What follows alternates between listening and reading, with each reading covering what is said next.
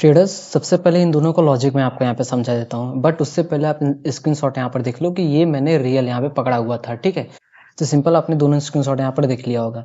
अब देखो यहाँ पर पहले तो प्राइस एक रेंज में था। ठीक है, यहाँ पर रेंज में जब इसको ब्रेक किया तो मेरे लिए एक यहाँ पर एक सपोर्ट था और एक यहाँ पर सपोर्ट था। ठीक है, तो सिंपली ये तो मैंने मिस कर दिया। अगर ये डायरेक्ट ब्रेक करता तो मैं यहाँ तक टारगेट 14 पॉइंट मुझे इजीली यहाँ पे मिल जाता। ठीक है, बट मैंने इसको मिस कर दिया। अब उसके बाद जब प्राइस इस लेवल को भी ब्रेक किया तो मैं जस्ट सिंपली वेट कर रहा था कि जैसे यहाँ पर अगर सस्टेन करता है, सस्टेन के बाद अगर इस लाइन को अगर ब्रेक करता है तो फिर मैं डायरेक्ट यहाँ तक को टारगेट रखूंगा। और एग्जैक्ट उसी प्रकार से जैसा हमने सोचा हुआ था उसी तरीके से मार्केट ने एग्जैक्ट रिएक्ट किया। 1:2 का टारगेट भी दिया मेरे को और एग्जैक्ट इसी लेवल से एक बाउंस बैक भी देखने को मिला। और इस टारगेट को पकड़ने का, इस ट्रेड को लेने का रीजन क्या है? देखो सिंपल, जब मार्केट मोमेंटम आया, एक रेड कैंडल ब्रेक किया, मोमेंटम फिर सस्टेन किया, उसके साथ साथ दो रेड कैंडल ब्रेक किया। ये रीजन है मेरा इसको लेने का। और इसके साथ साथ इसके नीचे की लिक्विडिटी ग्रैब किया और उसके बाद इसके ऊपर स्ट्रांग एक तो मोमेंटम भी अच्छा खासा था, रेजिस्टेंस जो सपोर्ट था वो रेजिस्टेंस बन गया, कंसोलिडेशन किया, ब्रेक किया, 1:2 का टारगेट छोटा सा एसएल देकर अच्छा खासा मैंने टारगेट यहाँ पे बुक किया। ठीक है, तो ये था लॉजिक। और यहीं पे अगर मैं बात करूँ बैंक निफ्टी की, तो बैंक निफ्टी में देखो सेम उसी तरीके से यहाँ पर सेटअप बना। देखो यहाँ पर क्या है, मार्केट इसको ब्रेक किया, सस्टेन करने लगा, सस्टेन किया, फिर मैं वेट कर रहा था कि कोई उस तरह का प्रोजेक्शन बने। ठीक है, तो सिंपल एक तो यहाँ पर भी एंट्री हो सकती थी बट यहाँ पर मैंने मिस कर दिया। अब मार्केट ने ब्रेक किया, अपसाइड मूवमेंट, रेजिस्टिंग, फिर मोमेंटम, और उसी तरीके से निफ्टी 50 के जैसा यहाँ पे प्रोजेक्शन भी बना रहा था। नीचे की लिक्विडिटी ग्रैब किया, हाई ब्रेक किया, छोटा सा सेल, अच्छा खासा मोमेंटम। चाहो तो फिर से यहाँ पे एंट्री करो। ठीक है, यहाँ पर रेड कैंडल, हाई ब्रेक और अच्छे खासे मोमेंटम। ठीक है, तो ये सिंपल सा क्या कि अगर देखो चार्ट को देखोगे ना तो डेली क्या कि आपको इस तरह के यहाँ पे ट्रेड बनते हुए देखने को मिलेंगे और अच्छे खासे यहाँ पर आप ट्रेड पकड़ पाओगे। ठीक है, तो ये लॉजिक बहुत ज़्यादा यहाँ पे वर्क करता है।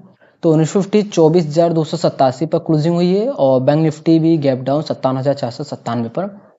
तो टाइम फ्रेम क्या करते हैं, 15 टाइम फ्रेम करते हैं। और यहाँ पर देखो कितना परफेक्ट और अच्छा हैमर कैंडल बना और कितनी बड़ी टारगेट आपको देखने को मिला। तो इसीलिए कहते हैं hammer candle, inverted hammer candle, अगर ये अक्सर एक रेजिस्टेंस और एक सपोर्ट पे अगर बनता है तो ये अच्छी खासी यहाँ पे वर्क करती है। और देखो वन वे यहाँ पर हमें मोमेंटम देखने को मिला हुआ है। ठीक है, तो क्या करते हैं यहाँ पर देखते हैं कि मार्केट कल किस तरीके से यहाँ पे वर्क कर सकता है। अगर देखा जाए तो निफ्टी यहाँ पे डाउन ट्रेंड हमें देखने को मिला है। एक तो एक वन वे गिरावट और वन वे अपसाइड मोमेंटम के साथ फिर से एक गिरावट, मतलब कुछ अलग यहाँ पे निफ्टी में चल रहा है। और यहीं पे अगर मैं फीव लगाऊं यहाँ पर तो क्या देखने को मिल रहा है कि एग्जैक्ट अभी इस लेवल पे आना बाकी है यहाँ पर। ठीक है, तो फिर यहाँ से एक तो 50% इसने लेवल यहाँ पे रिटेस्टिंग कर लिया। ठीक है, अब चांसेस क्या है कि अब एक तो यहाँ पे एम पैटर्न में डायरेक्ट अब मोमेंटम भी दे चुका है सब कुछ। तो अगले दिन अगर मार्केट में ठीक है इस लेवल पे अगर फ्लैट ओपनिंग होता है तो सबसे पहले रेजिस्टेंस और सपोर्ट देख लेते हैं हम यहाँ पर। ठीक है, और देखो ये लेवल हमारे लिए क्या रहेगा, यहाँ पर सपोर्ट रहेगा। ठीक है, ये जो आपको रेड कैंडल देखने को मिला है, अक्सर जैसे मैंने बहुत सारे वीडियोस में आपको बताया हुआ है कि इस तरीके अगर मोमेंटम में अगर कोई आपको रेड कैंडल देखने को मिले तो वो रेड कैंडल कुछ ज़्यादा ही स्ट्रॉन्ग सपोर्ट और रेजिस्टेंस की तरह यहाँ पे वर्क करता है। और अप साइड का अगर मैं यहाँ पे बात करूँ तो अप साइड के लिए ठीक है इस तरीके से मीटअप हो रहा है, तो हाँ यहाँ तक लेंगे। ठीक है, अब देखो ये हमारे लिए क्या हो गया, एक रेजिस्टेंस और एक हमें यहाँ पर सपोर्ट मिल चुका है। ठीक है, और अगर देखो निफ्टी में क्या है कि एक तो वन वे हमें मोमेंटम देखने को मिला है, डाउन साइड, अप साइड, फिर डाउन साइड, तो अब इतना हो गया। बट अब देखा जाए तो स्ट्रेंथ तो थोड़ा कम हो रहा है। अगर ये मोमेंटम है तो और भी ऊपर तक जाना चाहिए था बट इससे पहले, तो इसका मतलब है कि सेलर्स अभी भी हावी है। ठीक है, और लास्ट टाइम में भी देखो यहाँ पर सेलिंग हमें डाउन साइड भी देखने को मिला हुआ है। ठीक है, तो अब इसमें क्या है कि अगर मार्केट फ्लैट ओपनिंग होती है तो वेट करना। ठीक है, इस लेवल का ब्रेक होने का, अगर इस लेवल पे आता है तो यहाँ से हम बाइंग कर सकते हैं क्योंकि मार्केट एक पुल बैक लेवल पे है। और यहाँ पर अगर आता है तो यहाँ से एक अच्छे खासे हमें अपसाइड का मोमेंटम यहाँ पर देखने को मिल सकता है। यहीं पर अगर ये इस तरीके से मोमेंटम करते हुए अप साइड जाता है तो डायरेक्ट तो देखो एंट्री प्लान बिल्कुल मत करना। जब तक वो पुल बैक ना करे तब तक बिल्कुल भी हमें प्लान यहाँ पे नहीं करना है। ठीक, और यहाँ पे अगर मैं बात करूँ अप साइड का जो हमारे लिए रेजिस्टेंस है 24,404 का, ये हमारे लिए डेस्टिनी रहेगा अप साइड का। और आज का जो लो है ये हमारे लिए डाउन साइड का 24,227 का हमारे लिए यहाँ पर डेस्टिनी रहेगा। ठीक, और यहाँ पे प्राइस रेंज टूल का यूज करें, देखिए सबसे पास में कौन सा है, अपसाइड में 117, डाउन साइड का सबसे पास में है। तो इसका ये मतलब है कि अगर मार्केट किसी भी लेवल पे, अगर इस लेवल पे या इस लेवल पे ओपनिंग होती है और डायरेक्ट ये इसको ब्रेक करता है, तो हम डायरेक्ट जा सकते हैं 24,227 तक यहाँ पे टारगेट रख सकते हैं। और पॉसिबिलिटी हमें सबसे ज़्यादा देखने को मिल रहा है कि मार्केट डाउन साइड डेस्टिनी को यहाँ पे टच कर सकता है।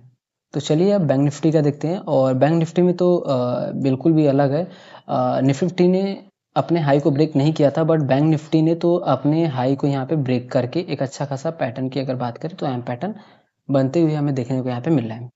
तो अब इसमें बैंक निफ्टी में हमें कहीं भी 15 मिनट टाइम फ्रेम पे कहीं भी हमें यहाँ पर एक भी रेड कैंडल देखने को नहीं मिल रहा है, जो इतनी बड़ी रैली हमें यहाँ पर देखने को मिला हुआ है। ठीक है, तो अब इसमें बहुत लोग यहाँ पर कंफ्यूजन हो जाएंगे। तो हम सिंपल सा फीब यूज करेंगे और देखेंगे, एक लेवल निकालेंगे यहाँ पर। ठीक है, मुझे लग ही रहा था कि एग्जैक्ट यही लेवल निकल के आएगा।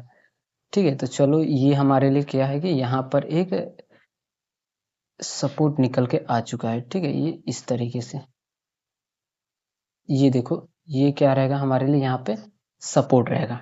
ठीक है, और यहीं पे अगर मैं बात करूँ अपसाइड का, तो अपसाइड देखो इस तरीके से, ये क्या हो जाएगा हमारे लिए यहाँ पर रेजिस्टेंस। ठीक है, तो सिंपली हमारे लिए क्या है कि एक सपोर्ट लेवल और एक रेजिस्टेंस लेवल यहाँ पर निकल के आ चुका है। डाउन साइड डेस्टिनी का अगर मैं बात कहूँ, तो जो आज का जो लो है, ये हमारे लिए डाउन साइड का यहाँ पर डेस्टिनी रहेगा 57,118 का। वहीं पे अप साइड का डेस्टिनी का अगर मैं बात करूँ, तो अप साइड में जो ये लेवल आपको 57,884 का देखने को मिला है, ये हमारे लिए अप साइड का यहाँ पर डेस्टिनी रहेगा। ठीक है, प्राइस रेंज टूल का यूज करूँ, देखो सबसे पास में कौन सा डेस्टिनी है, अप साइड में 389 का, डाउन साइड में 377, मतलब ऑलमोस्ट दोनों सेम है। तो इसका ये मतलब है। और एक तो अगर इस लेवल के नज़रिए से देखा जाए तो ये पास में है, इस लेवल के नज़रिए से ये दूर है। तो अगर मार्केट, अब देखो कंडीशन अप्लाई होगा यहाँ पर। ठीक है, तो अगर इसकी ओपनिंग गैप ओपनिंग होती है और ये डायरेक्ट ब्रेक करके जा रहा है, तो फिर हम यहाँ पे डायरेक्ट जा सकते हैं। बट अगर फ्लैट ओपनिंग होकर बहुत दूर से अगर ये डायरेक्ट ब्रेक करता है, तो फिर हम यहाँ पे अप्लाई नहीं करेंगे। ठीक है, तो जस्ट सिंपली इंपॉर्टेंट क्या है कि अगर ये थोड़ा सा गैप ओपनिंग हो इस लेवल पे या इस लेवल पर, ठीक है, और फिर इसको अगर ब्रेक करता है, तो हम डायरेक्ट जा सकते हैं और इस लेवल तक का हम टारगेट को रख सकते हैं। ठीक है, और एक तो अगर देखा जाए तो मार्केट में selling, upside momentum, pull back, फिर इस तरीके से मोमेंटम आ सकता है। ठीक है, तो फिर मार्केट अपनी इस हाई को ब्रेक करके और भी ऊपर तक जा सकता है, फिर पुल बैक ले सकता है। ठीक है, इस तरीके से यहाँ पे कंटिन्यू कर सकता है मार्केट अपने ट्रेंड को। अगर ये गैप डाउन होकर डायरेक्ट इसको ब्रेक करता है, फिर भी हमने यहाँ पे ट्रेड प्लान नहीं करेंगे बिना रिटेस्टिंग का। जब तक रिटेस्टिंग नहीं करता, तब तक हम बिल्कुल भी यहाँ पर ट्रेड को प्लान नहीं करेंगे।